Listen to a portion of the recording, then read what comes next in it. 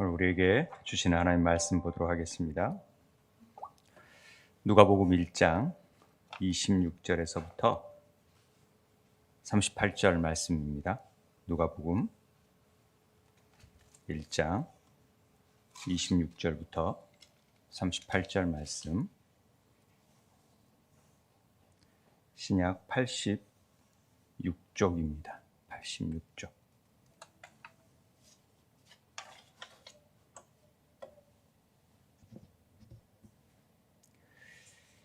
26절부터 38절까지 교독하도록 하겠습니다.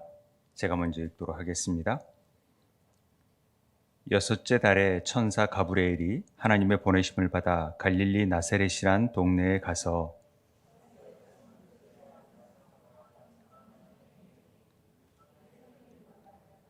그에게 들어가 이르되 은혜를 받은 자여 평안할지어다 주께서 너와 함께 하시도다 하니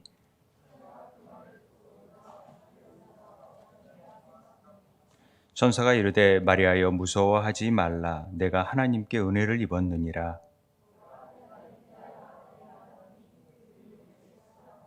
그가 큰 자가 되고 지극히 높으신 이의 아들이라 일컬어질 것이요 주 하나님께서 그 조상 다윗의 왕위를 그에게 주시리니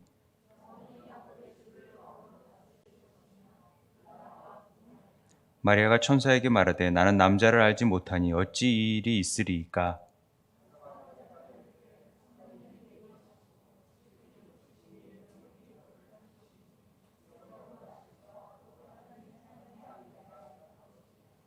보라 내 친척 엘리사벳도 늙어서 아들을 배었느니라. 본래 임신하지 못한다고 알려진 이가 이미 6달이 되었나니.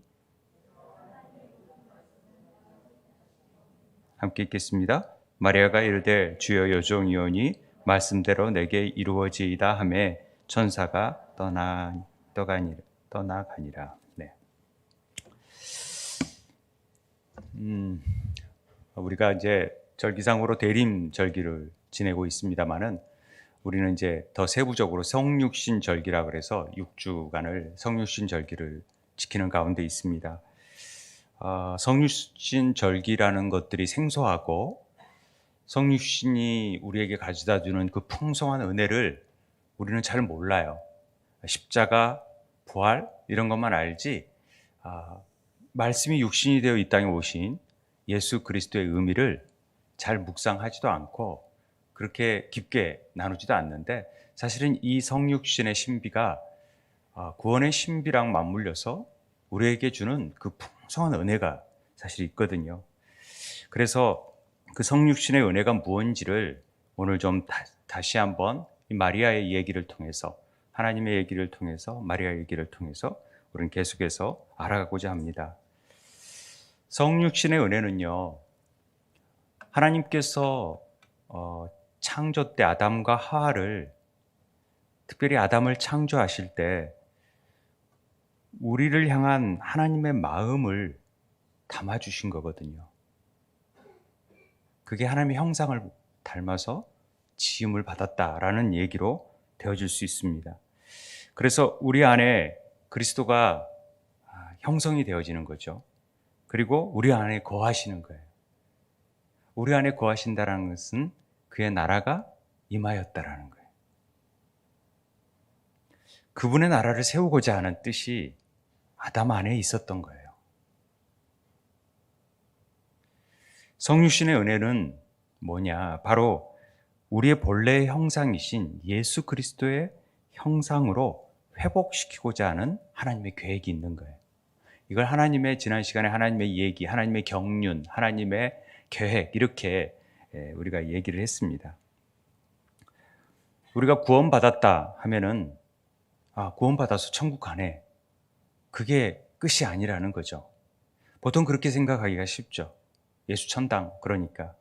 그런데 우리는 과거에 구원을 받았다라는 과거적인 의미의 구원, 그 다음에 현재적으로 두렵고 떨림으로 구원을 이루어가는 현재적인 의미가 있고, 그리고 영화롭게 되어질 미래적인 의미의 구원이 있다. 3종 구원이다. 뭐 이렇게 설명을 합니다. 그러니까 구원이 받은 것으로 끝나는 것은 아니라는 얘기를 하고 있는 것입니다.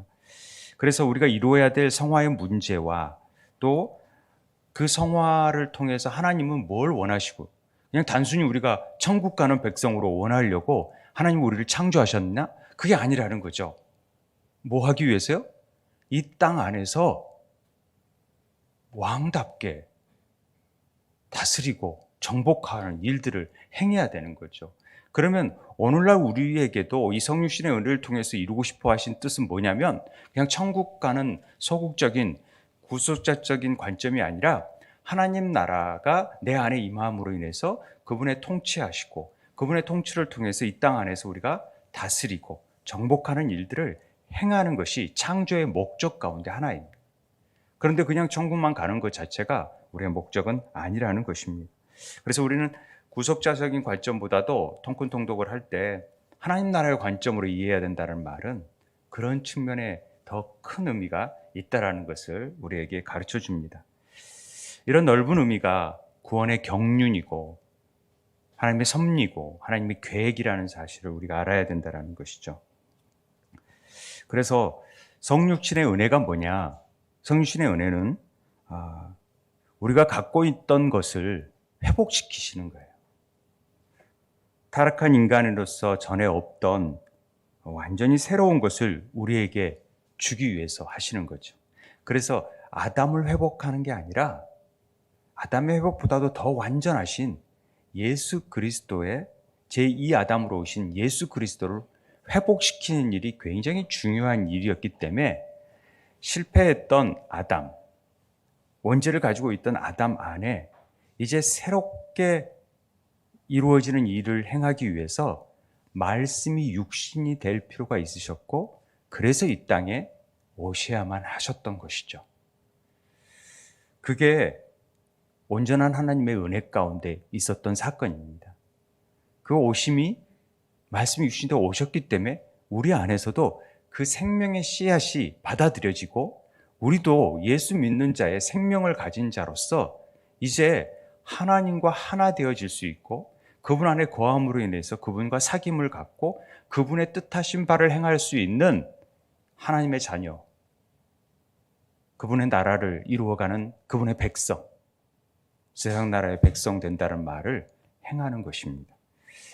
성육신 기간 동안에 우리는 이 일이 믿음으로 되어진다는 것을 받아들이고 성령의 일하심을 받아들이고 성령에 의해서 속사람이 완전히 성장되어지고 그 우리 안에 거한 그 창조되지 않는 빛, 신성한 빛, 에너지라고 할 수 있는 그런 것들이 우리 안에서 얼마만큼 역사하게 함으로 인해서 이 성육신의 신비를 통해서 맨날 절기를 우리가 또 성탄절이네 이런 차원이 아니라 그 절기를 통해서 우리가 성장해 가는 것이죠. 하나님의 뜻을 깨달아가는 것이죠. 그리고 그 구원의 경륜 앞에 우리가 어떻게 반응하고 어떻게 그 일을 이루어갈 수 있도록 우리를 내어드리는 삶을 살 것인가. 거기에는 대가도 필요하고 또 지속적 일관성을 가지고 꾸준히 그 일을 행해야 된다는 것을 우리는 지금 살펴보고 있는 것입니다. 그 열매가 맺어질 때까지. 오늘은 사가랴 엘리사벳에 이어서 동정녀 마리아에 대한 얘기입니다. 생각보다 우리가 마리아에 대해서 굉장히 편협적인 사고를 가지고 있는 부분에 대해서 함께 이 시간에는 좀 더 깊게 살펴보려고 합니다. 하나님은 인류를 향한 긍휼하심을 가지고 계세요. 제가 늘 얘기했죠. 긍휼과 자비와 사랑을 늘 가지고 계셨어요.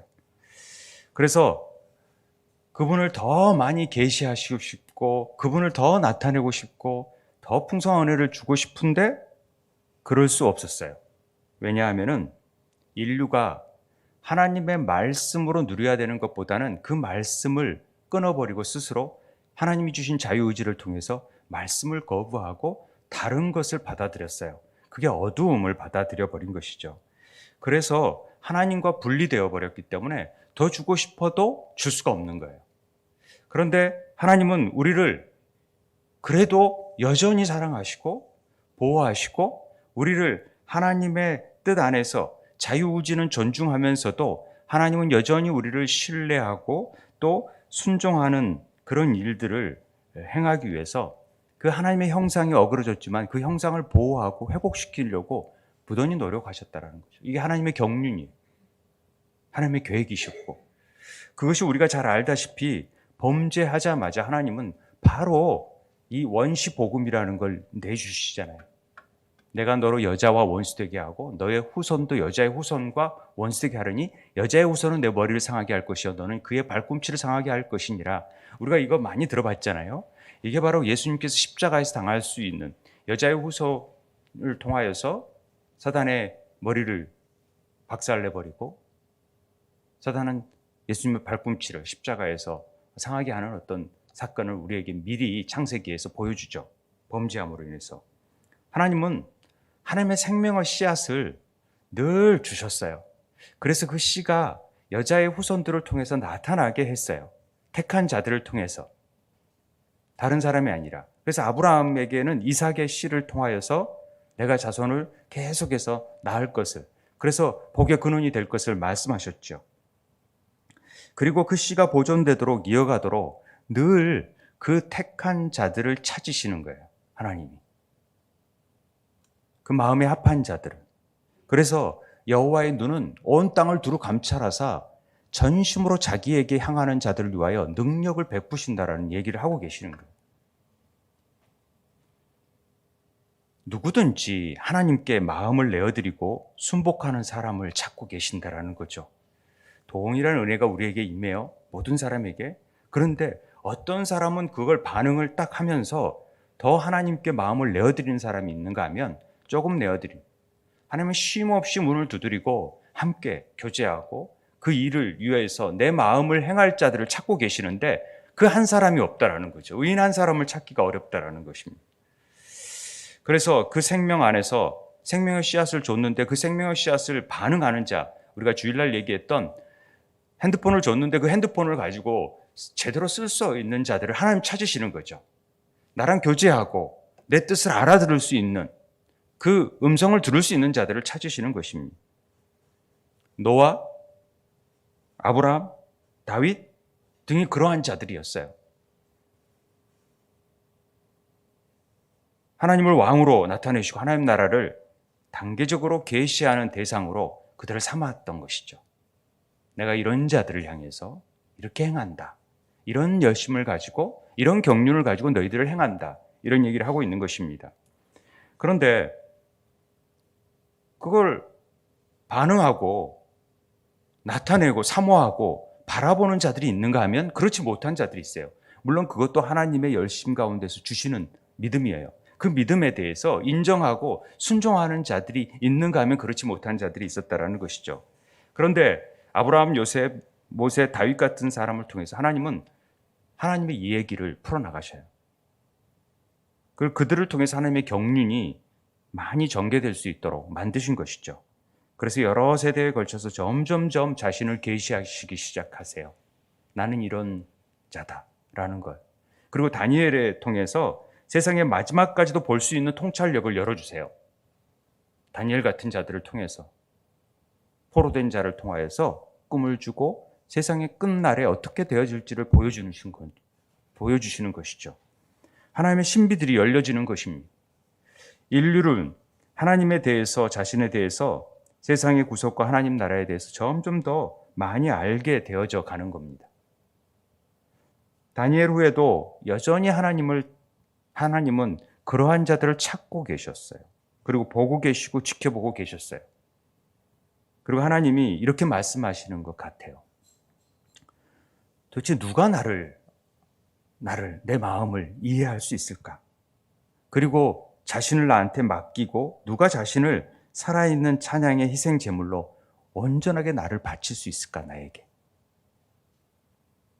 내가 예전에 한 번도 사용하지 않는 방식으로 사용되는 것을 받아들이고 수용할 자가 누가 있을까? 나는 그 한 사람이 필요하다. 자기 자신을 온전히 바칠 준비된 그릇이 누구일까? 마치 이렇듯이 우리에게 말씀하고 계시는 거예요. 온전하게 하나님의 뜻을 이룰 자, 그 한 사람을 통하여서 하나님의 역사가 이루어지니까 그럴 자들을 찾고 계시는 거죠. 그래서 그 찾고 계시는 분은 하나님의 이제까지 사용하지 않은 특정한 방식과 특정한 생활 방식과 특정한 마음을 가지고 특정한 원리를 가지고 하나님이 그 일들을 이루어 가세요. 하와에게 약속하신 것처럼 세상의 구원이 이 여자에게서 와야 하기 때문에, 그래서 하와가 실패했지만 여자의 후손을 통해서 새롭게 그걸 뒤바꿀 순종할 자를 찾고 계시는 거예요. 하와는 실패했잖아요. 그런데 여자의 후손 중에 찾고 있던 사람이 있었어요. 그 사람은 하나님의 그 신성을 견딜 수 있어야 돼요. 하나님의 신의 성품들을 견딜 수 있어야 되고, 그 신성의 소멸하는 불에 소멸되지 않을 정도의 순전함을 가지고 있었어야 된다라는 것이죠. 그래야 하나님이 그를 도울 수 있고 그와 연합해 내서 이 일을 행할 수 있기 때문에 그런 것입니다. 그런 사람들이 겸손하고 정직하고 헌신하고 구별된 사람이어야 된다라는 것이죠. 쉽게 말하면 하나님의 마음을 아는 자, 하나님 마음에 합한 자, 이런 자를 찾고 계셨다라는 것입니다. 늘 메시아의 오심을 기다리고 예배하고 자신을 전적으로 쏟아부으면서 오직 그분을 향한 사랑과 그분의 마음에 합할 그런 자가 과연 있을까요? 주님의 그 긍휼한 자비의 마음뿐만 아니라 하나님의 그 본성까지도 전부를 가지고 그걸 담아낼 수 있는 자가 누가 있을까요? 그런데 하나님은 그런 자들을 찾고 계셨다라는 것이죠. 그래야 하나님의 놀라운 이 성육신의 신비가 이루어지기 때문에 그래요. 그 사람이 바로 마리아라는 사실입니다. 우리는 마리아에 대해서 굉장히 개신교에서는 마리아 하면은 약간의 거부 반응을 느껴요. 왜냐하면 카톨릭에서 막 마리아를 숭배하고 절하고 막 그러니까 거기에 대한 거부 반응으로 우리는 마리아에 대해서 너무 또 그냥 비하해버릴, 예수님이 여자예요 그랬다고 막 그러면서 너무 그냥 한낱 육신의 어머니처럼 생각하는 경향이 있다라는 거죠. 우리 성경에 보면은요, 성경이 신약까지 합하면 약 397년 카르타고 교회 회의에서 구약은 그 전에 39권이 BC 90년에 이미 정해졌어요. 39권으로. 그다음에 신약 27권은 카르타고 교회 회의에서 정해진 죠. 397년에. 그러니까 AD 400년 정도 됐을 때 우리 성경이 지금의 66권이 딱 정해진 거죠. 이걸 정경이라 그래요. 정경. 캐논. 그래서 어떤 하나님의 기준으로 해서 이 성경을 고른 거예요. 그런데 성경 외의 성경이 있어요. 그것을 외경이라 그래요. 카톨릭에서는 제2의 정경이라고 해요. 그런데 우리는 개신교에서는 이 제2의 정경을 프로테스탄트들은 인정을 하지 않아요. 외경을. 그런데 카톨릭에서는 이 구약 성서에서 나타나는 뭐 토빗, 유닛, 에스텔서 뭐 이렇게 뒷부분들이 나오고 이런 것들을 인정을 해요. 그리고 그걸 사용하죠. 근데 우리 개신교에서는 성경 외의 성경으로 분류를 해버려요. 그렇다라는 거죠. 들어보셨는지 모르겠어요. 유경도 있는데 유경은 굉장히 거짓된, 막 너무나 가공적인 내용들이 있어서 유경은 거짓 성경이라 이렇게 생각하고 유경으로도 분류하고 그러는데, 신약 성경의 그 외경으로 불려지는 책을 저한테 제가 가지고 있는데 이걸 읽어보시면요, 아주 흥미로운 복음서에 흥미로운 내용들이 참 많아요. 우리는 마리아에 대해서 잘 모르잖아요. 그런데 누가복음만 그래도 어린 시절 마리아에 대해서 좀 나온 부분들이 있는데, 이 누가복음에 특별히 야고보 원복음서라고 되어 있는 신약 외경에 보면은요, 이 원복음서의 내용을 처음부터 쭉 읽어보면은 이 마리아가 어떻게 잉태됐는지 이런 내용들이 너무 자세하게 나온다라는 거죠. 참고적으로 우리가 해볼 수 있으니까, 이걸 믿자라는 내용이 아니라 참고해 볼 수 있잖아요. 우리 개신교적인 측면에서. 또 천주교는 왜 그렇게 생각하는지. 근데 이걸 읽다 보면요, 누가복음의 내용들하고 다 연결이 되어 있어서 누가복음에 나온 내용들이 다 여기 나와 있어요. 그러니까 한번 생각해 볼 수 있는데, 이 마리아의 아버지가 누구냐면은 요아킴이에요. 그리고 어머니는 안나였었고 다윗의 가문이었었죠. 그런데 애를 못 낳아요. 여기서도 애를 못 낳죠. 그래서 애를 낳게 되면은 정말 저도 하나님 앞에 바치겠습니다. 아들이든 딸이든. 그런데 딸을 낳아요. 그게 마리아예요.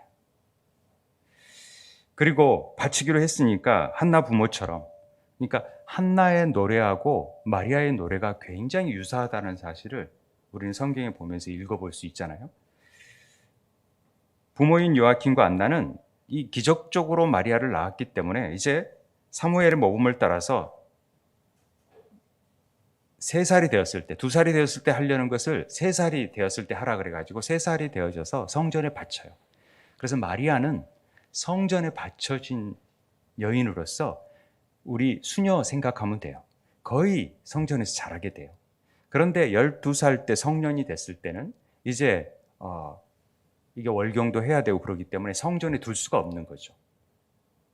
그런 상황이 되자 어떻게 하냐면, 이 내용을 그대로 제가 얘기하는 겁니다. 어떻게 하냐면 그 제사장들이 회의를 해요. 회의를 해가지고 야, 호레비들을 불러라. 호라비 중에서 사람들을 단 지파 12지파의 사람들을 다 불러라. 그리고 지팡이를 가지고 오게 해가지고 다 오는데 이 요셉이 왔는데 그 지팡이 위에 비둘기가 앉아요. 그러니까 요셉이 나는 나이도 오래됐고 나이도 이미 장가를 갔었고 애들도 있고 그러는데 뭘 또 내가 결혼을 하냐, 이렇게 안 된다고, 난 안 하겠다고 그러는데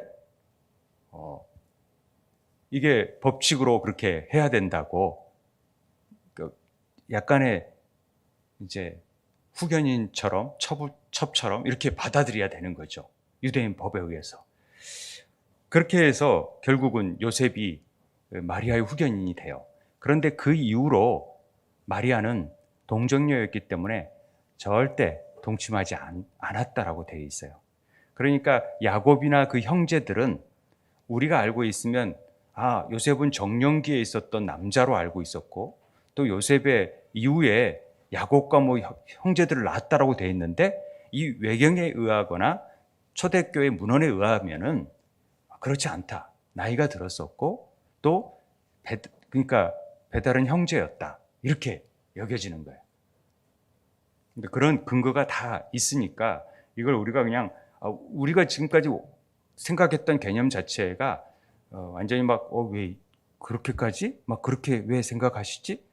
이상하지 않나? 이렇게 생각할 필요가 없고, 이게 중요한 사실은 아니에요. 우리가 조금 이해를 돕기 위해서 지금 마리아를 이해하기 위해서 좀 하는 부분이죠.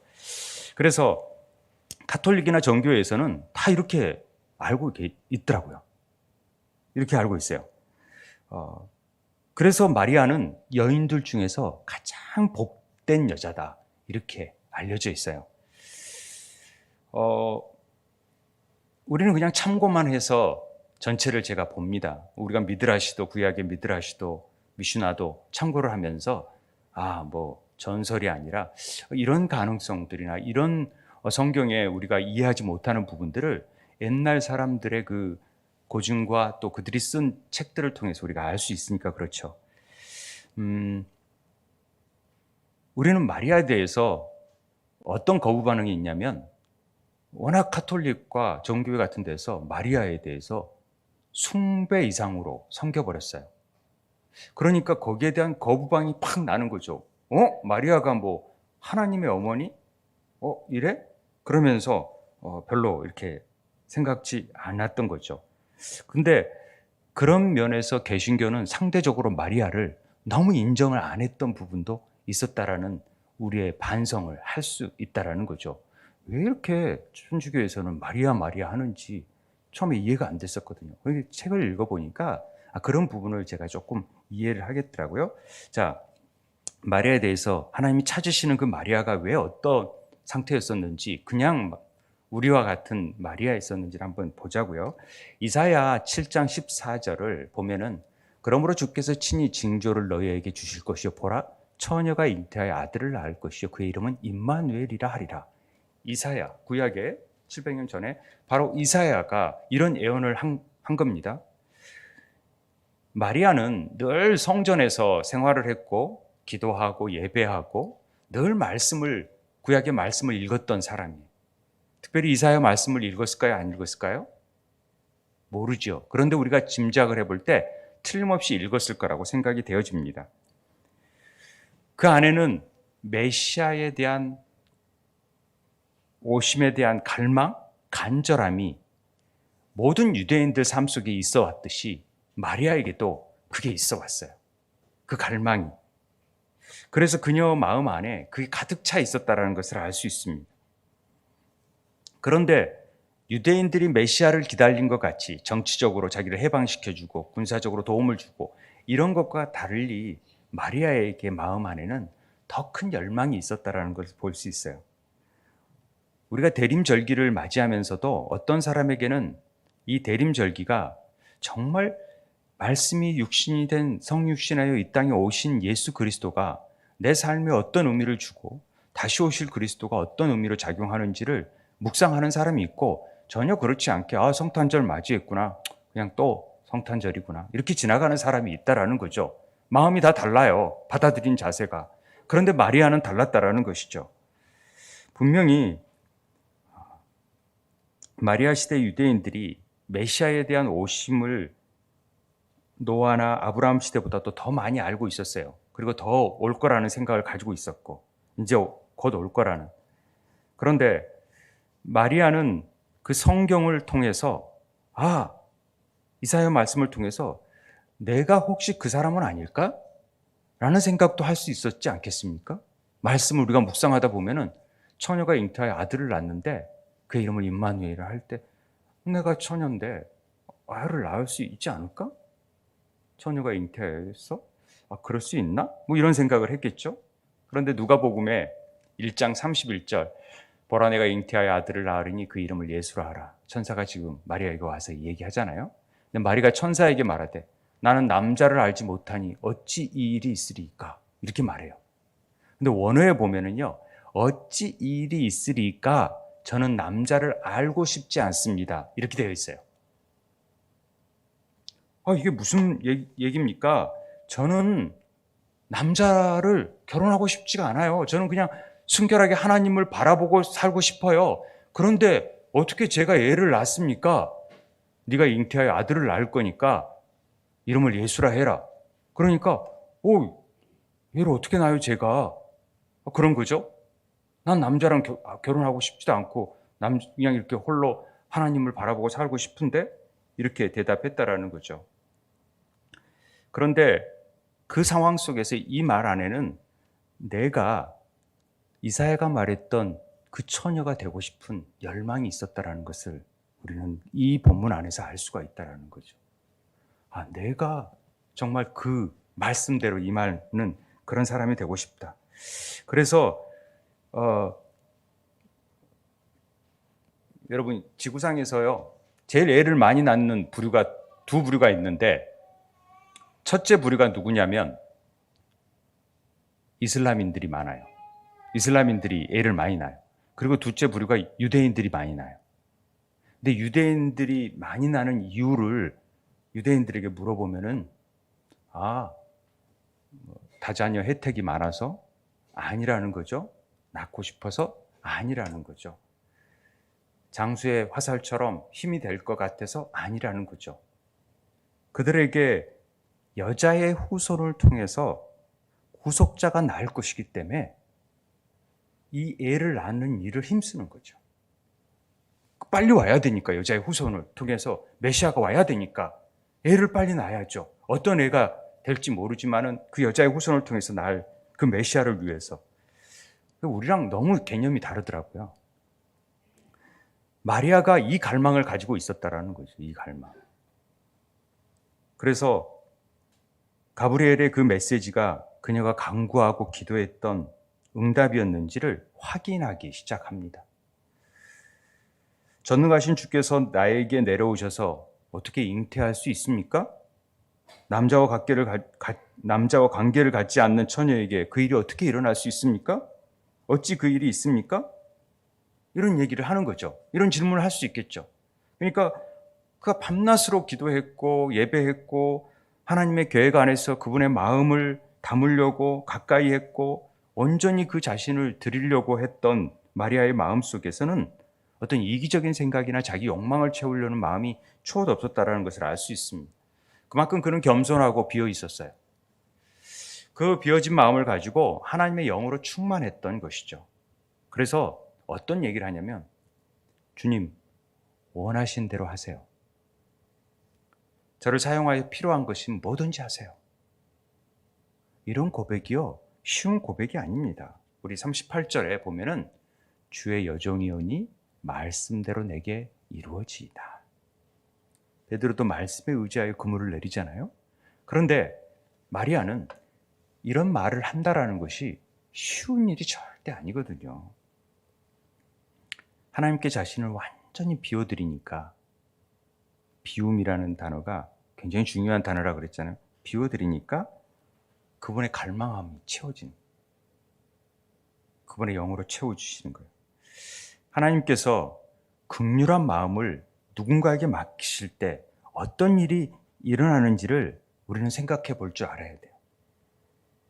마리아는 지식적으로나 또 경험적으로 또 이게 인류를 향한 하나님의 마음을 알아버리게 된 거예요.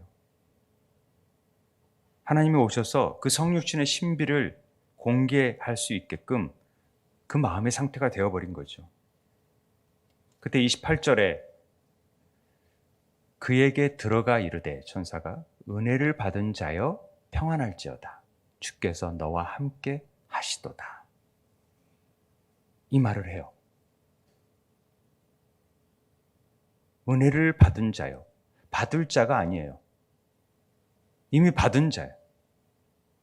평안할지어다. 주께서 너와 함께 하신다. 천사가 나타나서 이렇게 말한 적이 없어요. 네가 은혜를 받았고 주께서 너와 함께 하신다? 이렇게 말한 적이 없어요. 이사야 30장에 보면은요. 여호와께서 기다리시나니 이는 너희에게 은혜를 베풀려 하시며 일어나시리니 이는 너희를 긍휼히 여기려 하심이라. 대저 여호와는 정의의 하나님이심이라.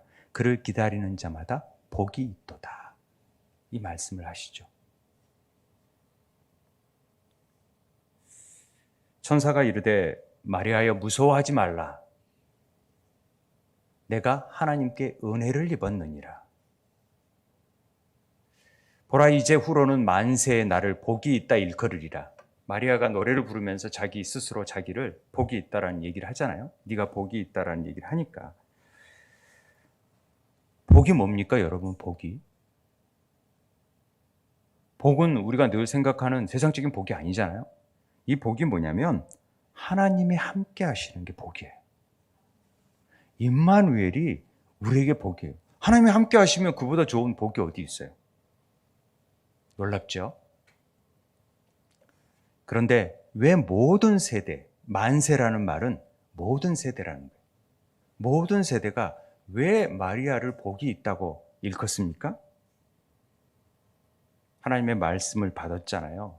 그래서 구약의 사라와 같이 엘리사벳과 같이 하나님의 마음을 다시 웃게 하실 수 있는 사람이었어요. 마리아가. 사라가 내가 어떻게 애를 낳아요? 가지고 웃잖아요. 너 비웃니? 내가 진짜 이삭으로 이름을 지을게. 진짜 웃는 자가 되어주게 만들게. 그러잖아요. 하나님이 그렇게 하신다라는 것이죠. 실제적으로 이제는 우리 삶 속에 진정한 웃음을 줄 수 있는 진짜 일들을 이루겠다라는 것입니다. 성육신의 놀라운 신비. 그분이 오심으로써 우리는 진짜 웃는 자가 되어질 수 있는 거예요. 하나님은 당신이 찾고 있는 자를 찾으셨고 그걸 통해서 육신으로 하나님을 영접했고 그래서 마리아는 인류 가운데 하나님이 오시는 문을 열었기 때문에 모든 세대에 걸쳐서 인정과 예우를 받을 가치가 있는 자라고 여겨지는 것이죠. 그렇지 않습니까? 육신적으로 그분을 영접한 유일한 사람이 되어지는 거예요. 그녀 뒤에 오는 모든 사람은 자신의 삶에 하나님을 영접할 수 있었기 때문에 그 마리아의 영접함으로 인해서 모든 사람이 이제 예수 그리스도를 영접하잖아요. 영접하는 자들을 통하여서 우리가 기쁨을 누릴 수 있게 됐잖아요. 이 땅에선 평화, 기뻐하심을 입은 자에게는 하나님의 이 기쁨이 되는 거예요. 그러니까 그녀를 인정하고 존중할 가치가 있는 거죠. 숭배하자는 차원이 아니에요. 그의 마음을 본받을 수 있어야 돼요. 그래서 우리는 그 마음가짐을 본받자라는 측면에서 신비를 그 마리아에 대해서 묵상하고 알자라는 것이지 그를 숭배하자라는 차원은 절대 아니라는 것이죠. 그래서 복이 있는 자다. 그녀는 모든 자들의 믿는 자들의 모범이 되었다. 이런 뜻입니다. 마리아만이 그리스도를 생물학적으로 육신적으로 영접한 유일한 사람이기 때문에 그래요. 그리스도께서 우리 안에 영적으로 성육신하는 데 있어서 모든 열쇠와 단서들은 그녀의 삶의 모습 속에서 찾아볼 수 있기 때문에 그래요. 우리 전통적인 교회에서는 이 마리아에 대해서 아까 얘기한 대로 굉장히 하나님을 마리아로 대체하는 일들은 결코 없습니다. 그래서도 안 되고요. 그러면 하나님을 마리아로 대체하는 순간에 성육신의 신비는 사라져버려요. 하나님이니까 아들을 받는 거 아니거든요. 지극히 우리와 같은 인간이기 때문에 하나님을 영접하는 순간 그게 신성과 인성이 합쳐져서 우리도 그분과 함께 신의 성품에 참여할 수 있는 사귐이 이루어질 수 있는 놀라운 신비가 이루어지는 거죠. 그런데 마리아를 하나님처럼 숭배해버리면 안 된다라는 거죠. 종교개혁 이후에 우리는 마리아 숭배 사상에 대해서 굉장한 불쾌감을 가지고 있잖아요. 워낙 왜 그랬냐면은 중세 때 너무나 많은 교황들이 잘못돼 있었죠. 마리아를 너무 떠받드는 일이 생겼던 것이죠. 1854년 교황 비오 9세라고 피오스 9세라는 굉장히 성인으로 추앙받고 많은 일들을 했더라고요. 제가 그 문헌을 다 찾아보니까. 그런데 그가 형언할 수 없는 하나님이라는 회칙을 통해서 마리아가 원죄를 물려받지 않는 무오한 상태에서 잉태되었다고 하는 무염시태 교리를 가톨릭 교회의 정식 교리로 채택해버려요. 그래서 그는 경건에 대한 열정과 종교심, 애정을 가지고 가장 복되신 동정녀, 하나님의 어머니, 원죄 없이 잉태하신 복되신 마리아께 소원과 기도를 올리며 그녀를 숭배하도록 가르치라! 이렇게 명령 내린 거죠. 마리아가 예수님 우편에 앉아 있고 그렇기 때문에 마리아를 통해서 기도하면 다 들어주신다. 이렇게까지 얘기해 버렸어요.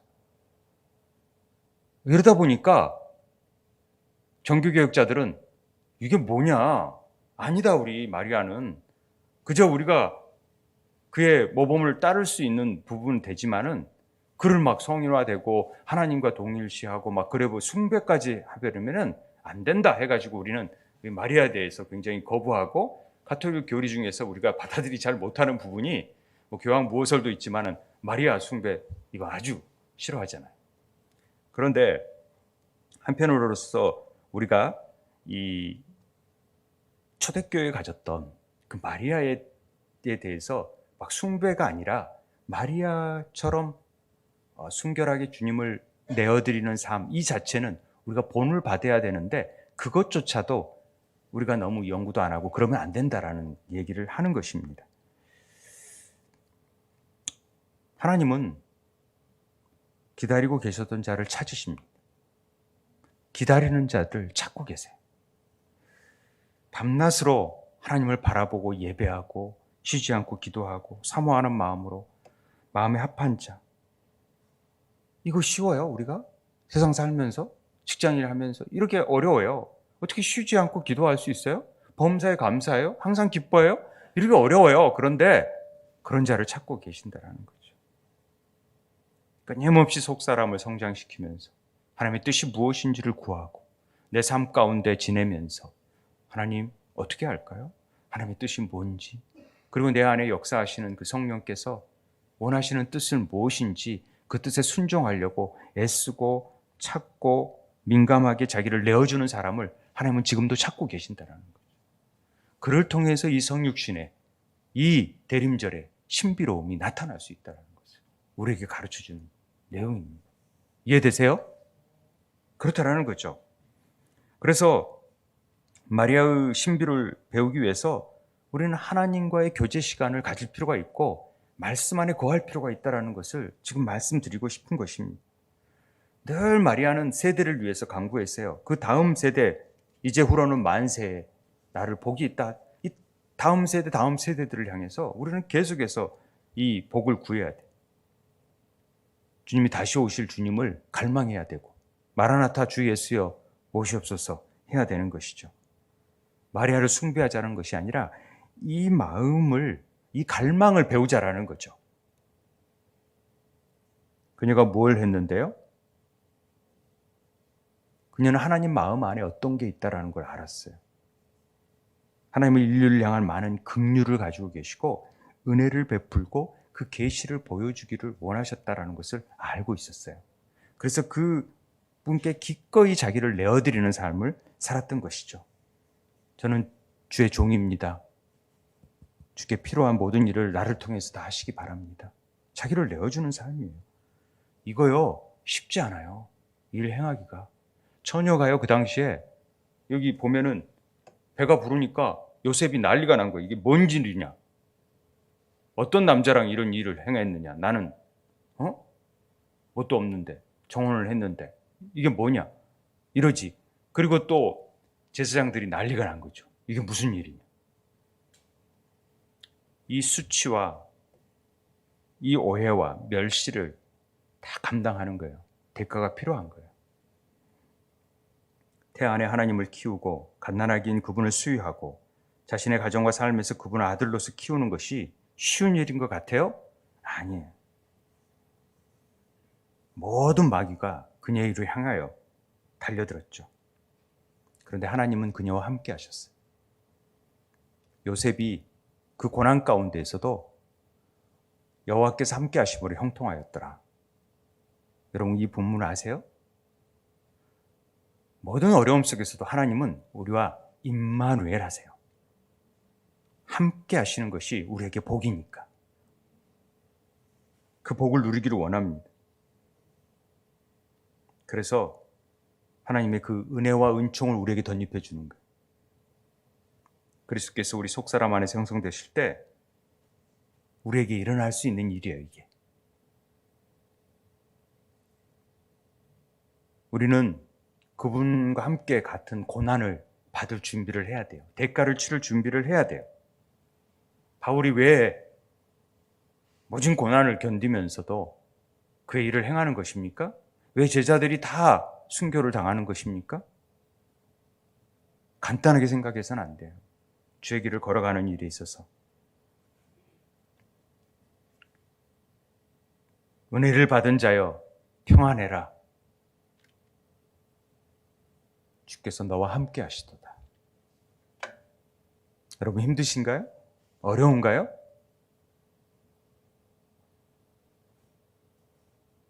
이미 우리는 은혜를 받은 자예요. 그렇다면 주님께서 함께 하실 줄, 세상 끝날까지 너희와 함께 하신다라는 주의 말씀이 여러분 안에 임하게 될 줄 믿습니다. 그럴 때 우리가 참된 평안을 누리는 거죠. 많은 고난이 있을 거예요. 주위 사람들이 오는 고난. 예수님의 33년 동안 마리아는 그 고통 속에서 많은 기적도 체험했지만 그 고난 속에서 오롯이 생활했고 돌아가신 후에도, 예수님 십자가에 죽은 후에도 그 고난을 그대로 안고 가신 거예요. 이거 쉬운 일이 아닙니다. 이게 성육신의 신비고 은혜라는 것이죠. 그래서 로마서 8장 17절에 자녀이면 또한 상속자, 곧 하나님의 상속자요, 그리스도와 함께한 상속자니 우리가 그와 함께 영광을 받기 위해서는 고난도 함께 받아야 할 것이니라. 저는 우리 각자의 부르심과 능력에 따라서 다 다르게 반응할 거라고 생각을 합니다. 근데 마리아는 어렸을 때부터 구별되었고 늘 주님과 교제하고 동행하고 고난받는 메시아와 교제하며 지내기로 결단한 것이죠.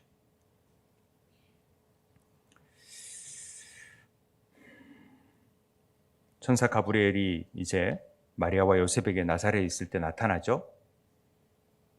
무서워 말라, 내가 은혜를 입은 자니라. 보라, 내가 잉태하여 아들을 낳으리니 그 이름을 예수라 하라.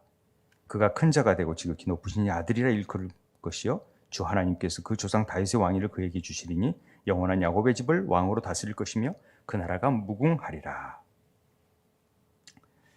모든 인류에게 구원을 가져올 자, 지극히 높으신 이 아들이 모든 열방을 다스리고 하나님의 아들이라고 일컬음을 천사가 대답하여 나 이 일이 어떻게, 남자도 알지 못하는데 어떻게 이루어집니까? 성령이 내게 임하시고 지극히 높으신 이의 능력이 너를 덮으리니 여러분 아실 바 거룩한 이는 하나님의 아들이 될 것이다. 어마어마한 말이잖아요.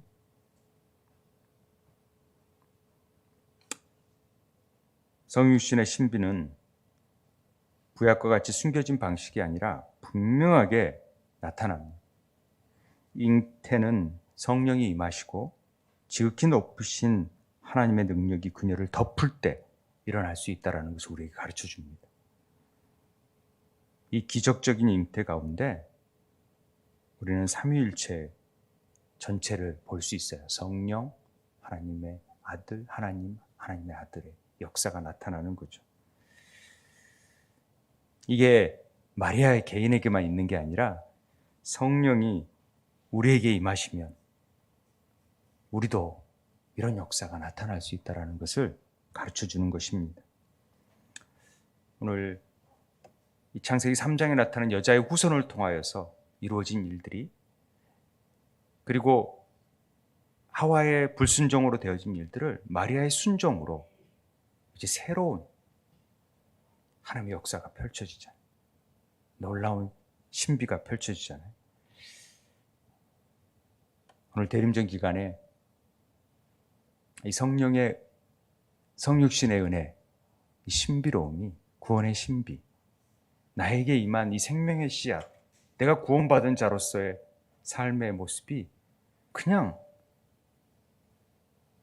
그게 아니라 오늘 내게 진정으로 무엇을 갈망하고 살아야 되는지, 또 어떻게 살아야 되는 것인지, 하나님의 뜻이 무엇인지를 좀 깊이 생각할 수 있는 그런 시간으로 채워졌으면 좋겠습니다. 우리 함께 기도했으면 좋겠습니다. 오늘 우리 대림절 기간에 성육신의 은혜가 있게 해주십시오.